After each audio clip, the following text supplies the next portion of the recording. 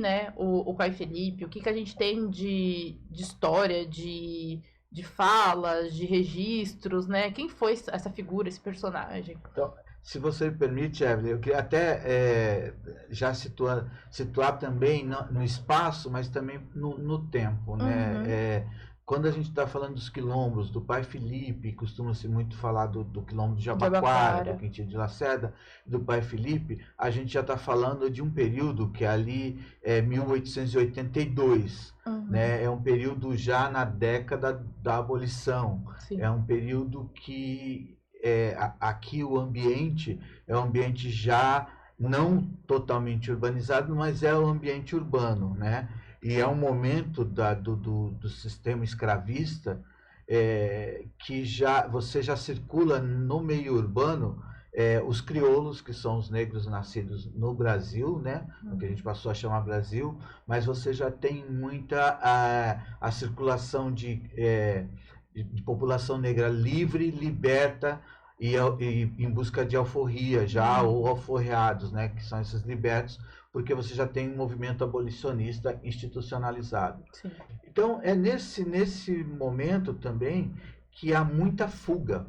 Uma das alternativas, sobretudo após a década de final de 1860, dos anos 1860, quando há um movimento institucionalizado maior abolicionista, há muitas fugas do interior do paulista, que é onde estão as fazendas de café. Há muitas fugas e Santos recebe muita gente de fora. Nós temos pouca informação sobre a pessoa do Pai Felipe. São informações contadas. A gente não tem a imagem que se tem do Pai Felipe é um desenho a partir de descrições que se ouve por memorialistas, né? O J. Muniz Júnior, que é um jornalista, pesquisador, ele fala que é o rei batuqueiro, porque era um rei que gostava de batuque, que fazia lá, mexia com palhas. Na visão de alguns memorialistas santistas, ele tem uma origem nobre africana, porque ele tem o rosto todo lanhado, todo riscado, né? Que são marcas de muitos povos, de muitas etnias. Talvez o documento principal que a gente tem é um livro de memórias publicado por volta de 1914 pelo Vitorino, e aí ele vai narrar essa experiência dele ter ido no quilombo do Pai Felipe e chegou lá, tinha uma batucada, né, desse cara que era também chamado de rei batuqueiro. A batucada, chamada de samba de umbigada, era uma espécie de uma confraternização onde se reuniam os quilombolas, mas que também era um lugar aberto para recepcionar os adeptos da causa abolicionista, né? E aí era esse lugar de reunião, o quilombo do Pai Felipe. Uma coisa interessante é que a palavra samba surge primeiro, inclusive no livro dele, do que surge como estilo musical. Porque o primeiro disco de samba, que é o Pelo Telefone, é a primeira vez que o nome samba aparece numa publicação e designado ali como estilo musical. Mas antes disso, a palavra já era corrente aqui na Baixada, a palavra samba. Porque vai aparecer nesse livro de memórias, vai aparecer também em algumas outras publicações de jornais que falam em encontros de samba na região do José Menino, né? Então o samba já era corrente aqui, mesmo antes de ser considerado um estilo musical, o samba propriamente dito. Quando a gente pensa na história, na evolução da batucada, a gente fala do quilombo do Pai Felipe. Mas e nos dias de hoje? Como que a batucada está acontecendo? Como que ela está pulsando? Como que ela está vibrando dentro da nossa região, dentro da Baixada Santista? Estamos aqui no ensaio aberto da Escola de Samba Real Mocidade Santista. Vem com a gente acompanhar um pouquinho desse ensaio, dessa musicalidade toda. Alô pessoal, aqui é o Edinho da Real Mocidade Santista e a gente está vindo brincar nesse carnaval, falando dos 480 anos da cidade de Santos, a cultura em evolução, e falar do quilombo Pai Felipe, aqueles ancestrais nossos que a gente vem da capoeira, vem do candomblé, vem uma cultura negra. E pra gente, quando mexe com o samba, mexe com aquilo que movimenta a nossa raiz, na cultura afro, na cultura dentro da nossa cidade de Santos. O primeiro quilombo onde ele estava é na Serra do Cubatão, que chamava, né? Só que a serra, ela passa a ser muito visada, justamente por esse momento de fuga, né? Se a gente, para quem não conhece, mas nós somos uma ilha. Sim. Se você pensar no mapa, você tem a ilha de São Vicente, que é onde está São Vicente de Santos, você tem a ilha de Santo Amaro, que é de Guarujá. Nós somos uma ilha e nós temos um paredão que é a serra, né? E esse paredão, quem obviamente, vem do interior, vem de São Paulo. Esse paredão, obviamente, é usado como um ponto de fuga. Porque para um negro escravizado, uma negra escravizada, ele está mais ambientado, ele se ambienta mais fácil no meio de um matagal, em situações bem adversas, do que um policial que está lá, né? Sim. E mesmo o capitão do mato, porque o capitão do mato, na verdade, ele era um contratado. O que acontece com essa movimentação toda na serra, a serra passa a ser um bom caminho de fuga, e você também já tem, desde 1867, você já tem a ferrovia Santos-Jundiaí, que é um importante marco na história. Todos os quilombos, ou os esconderijos, ou já a serra, esse paredão, já está conhecido como rota de fuga. Então, os ataques são mais intensos, né? É nesse movimento de escapar, de dificultar a captura e tal, que o Pai Felipe é trazido para cá. E a música de Santos, o samba de Santos, ou o batuque de Santos, né, se a gente for usar isso, né, também não nasce ali com o Pai Felipe. E a gente, quando a galera da história busca isso nas entrelinhas, o batuque, por exemplo, ele já era um tipo de divertimento cultural já previsto nos códigos de posturas municipais, né?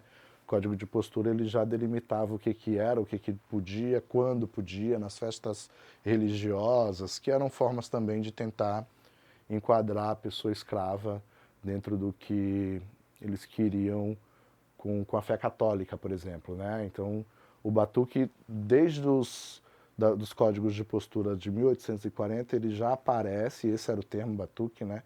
O batuque ele aparece, na década de 60 aparece em jornais, como o Jornal Comercial, aparece ali uma reclamação de um batuque que rola, inclusive para esse lado aqui, né? Que eu digo da Vila Matias. E aí na década de 1910, veja, já depois do Código Penal de 1890, que proíbe várias manifestações vinculadas à cultura negra, a polícia é acionada para acabar com o batuque que tinha no José Menino. Então, historicamente, o samba ele vai se construindo e o papel do Pai Felipe é o bem provavelmente mesmo assim, o de um nome gerador aí desse batuque, né? É uma cidade esse ano está fazendo uma homenagem aos 480 anos da cidade de Santos. Mas a gente resolveu fazer uma homenagem um pouco diferente do que a gente tem visto no cotidiano nas homenagens de aniversário da cidade. Então a gente resolveu focar na cultura da cidade e a gente trouxe todos os elementos que fazem parte da cultura. E com isso, a gente foi buscar as raízes do samba na cidade e chegamos até, claro, né, nosso rei batuqueiro, o Pai Felipe, né, que iniciou tudo isso. E é uma peça muito importante do nosso enredo, sendo representado numa ala, sendo representado também num samba, né? E é isso daí, é representando a parte do samba na cidade, que a gente começou pela raiz. O que a gente percebe é que o Pai Felipe é trazido para cá, para essa área, ele vem para essa área até como um processo de defesa, um plano de defesa, porque há muitas fugas para cá, né? Só que ele não aceita ficar no quilombo de Jabaquara, né, com o Quintino de Lacerda. A gente tem hipóteses, você pode ficar divagando nisso, mas assim, certamente são diferenças ali. Primeiro, o quilombo do Jabaquara, e até a gente poderia fazer até uma discussão sobre se é quilombo, se não é. Tem historiadores que não conhecem, mas é um quilombo, porque a quilombo, a palavra quilombo também vai ganhando significados, não mais como era, por exemplo, mesmo quando foi Palmares no século XVII, não era quilombo, era mocambo. Aí depois de um período que vira quilombo, que é uma, mas vai ganhando um outro sentido a palavra quilombo. Não é mais, obviamente, como era século XVII. Já ganha no sentido de resistência, de um local onde há uma concentração de escravizados, escravizadas, fugitivos ou libertos, onde os negros, porque você não tem um espaço outro na cidade a não ser por exemplo, cortiços, né, com quem já tem um trabalho, uma atividade.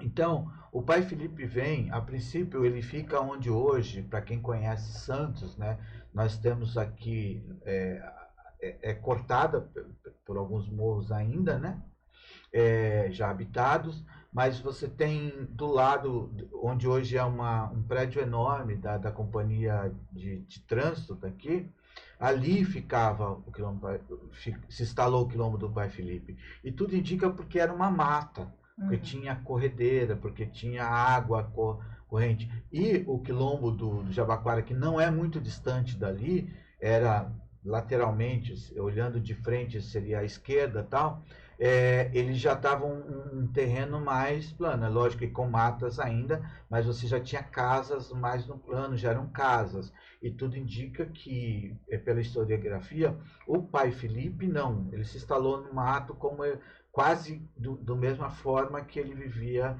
na serra, obviamente que já não tão escondido, né, como na serra, e que deixou de ser escondido também pelo excesso pela intensificação dos ataques. Mas ele vem para cá, ele é tido como rei batuqueiro.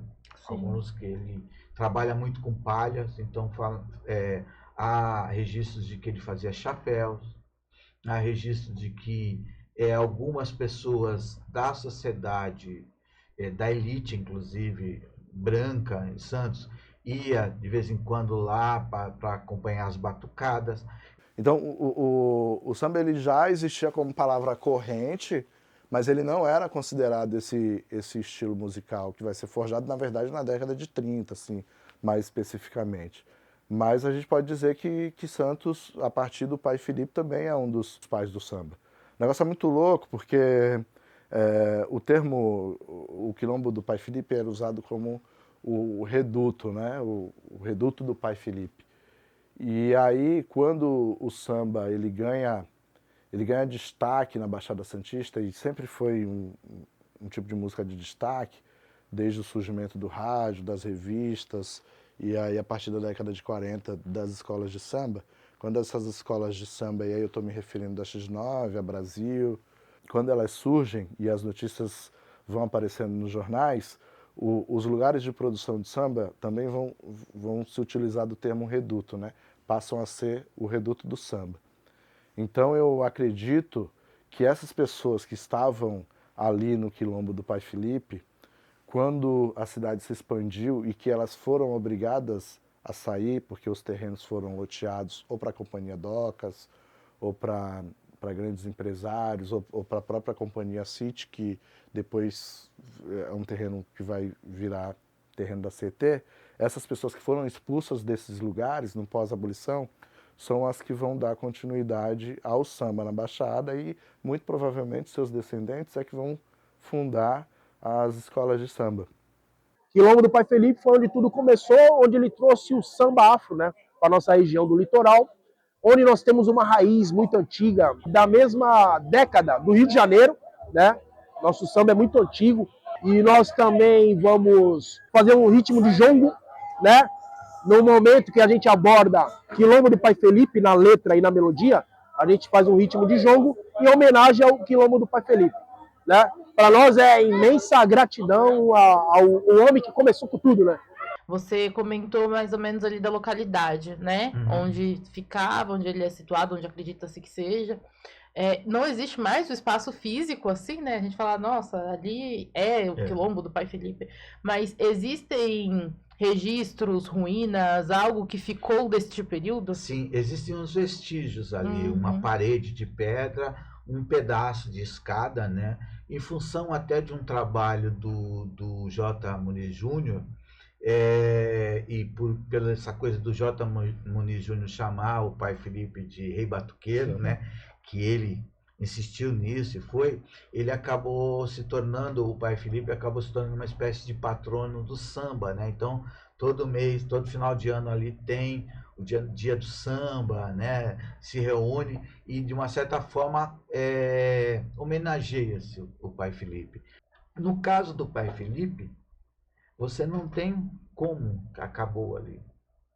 Talvez eu espero encontrar ainda mais para frente, continuo, né, a pesquisa, espero encontrar, mas você não tem uma coisa de falar, aí, o Quintino, você sabe, morreu no dia tal, o enterro foi muito, compareceu muita gente, os jornais deram, o pai Felipe, ele some da história, né? Ele some, e essas duas áreas, tanto do Jabaquara quanto de onde ele foi, o pai Felipe, ali foi o primeiro loteamento, que justamente são as primeiras, por incrível que pareça, são as primeiras grandes estradas, né, que são avenidas, mas na época são grandes estradas que levam para a área que hoje é mais nobre, que é a praia de lá, que é a Conselheiro Neves e a Ana Costa. Então eles estão bem ali, e ali são os primeiros loteamentos de Santos. A Vila Matias aqui, né? Jabaquara e Vila Matias. Tinha a Senador Feijó, que é onde, inclusive, tem um relato que o pai Felipe, nos festejos da abolição, teria descido do seu morro ali e, com os batuqueiros, teria vindo em direção a Senador Feijó, e pela Senador Feijó teria vindo até aqui o Largo do Carmo, aqui no centrão, né? Ali perto de onde hoje é a prefeitura, na Praça Mauá. Mas é interessante como a figura dele, ela some também na história, não tem essa continuidade, né? E isso é muito interessante, talvez significativo. A cidade, a vila, ela é quase que um retângulo, né? Do Outeiro de Santa Catarina até o Valongo, o complexo religioso do Valongo, aqui as praias fétidas, né? O porto, e do outro lado os morros, né? No primeiro momento, então uma espécie de retângulo formado. E a partir do momento que vai essa urbanização crescendo e vai havendo mais libertos e tal, eles não têm como morar não sem cortiços na cidade. Eles não têm casa. Ninguém sai liberto, ganha euforia, mas vai se virar. Você não tem. Então, assim, à medida que vai, você tem, por exemplo, um macuco. Num primeiro momento, majoritariamente de negros e negras, porque ali eram fazendas que vão aos poucos sendo também loteadas, e as pessoas vão mais para o canto, cada vez mais para o canto. Mas já não à toa, ali vão nascer as 3 escolas de samba, as primeiras. Você teve ali, a gente teve ali, por exemplo, no século XX, já aí mais adiantando, as pioneiras, né? Tia Inês, tia Elvina, tia Lidioneta e tia Euclídia, que eram assim que faziam aquele arrasta-sandália, sabe? Aquele rancho arrasta-sandália, e que depois vai dar origem ao samba. O macuco tornou-se, né, um celeiro de samba.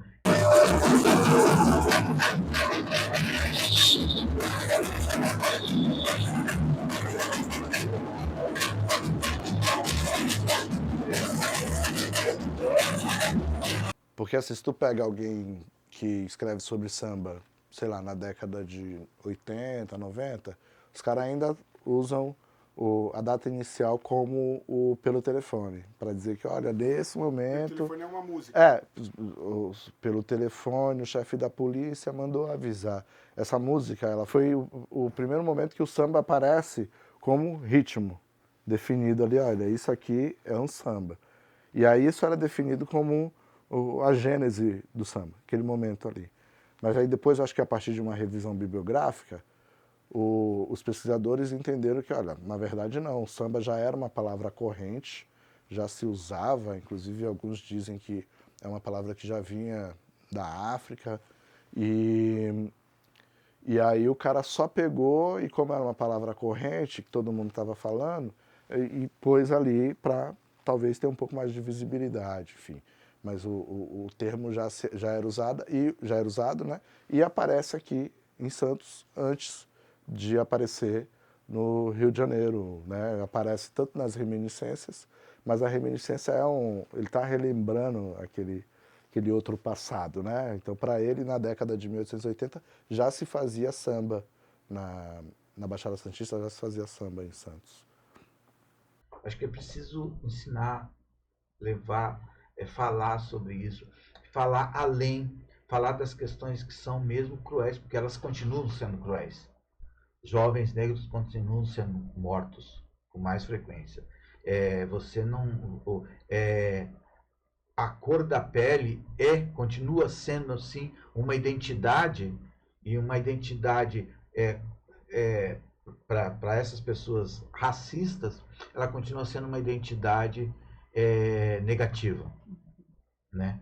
E por isso que eu acho que não tem mais que pedir licença. Você usa o seu cabelo do jeito que você quiser, você vai onde você quiser, você é pé na porta, não tem outro jeito, gente. Não tem. Sabe, assim, não dá para ser conivente com racismo. E acho que o legado dessas histórias todas é de resistência, mas de cultura, de manifestação cultural como forma de resistência.